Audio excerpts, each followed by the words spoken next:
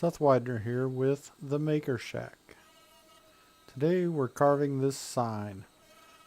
The sign says home and the O is replaced with an owl head, which is the logo for my kids' school. We donated 2 of these signs to a trivia night fundraiser for my daughter's high school.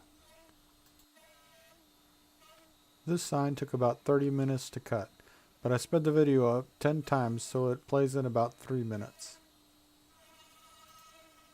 This is a 1x6 piece of pine that was cut to 18 inches in length, sanded, stained, allowed to dry overnight, and then Oramask was applied to the cut surface. After cutting, you'll see that I painted everything white, and then I masked off and painted most of the owl gold.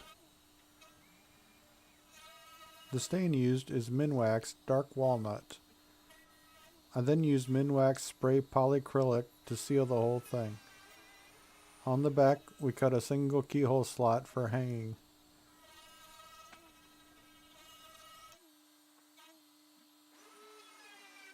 Stick around to the end to see the finished sign. And if you like this video, give us a thumbs up and don't forget to subscribe to my channel. Thanks for watching.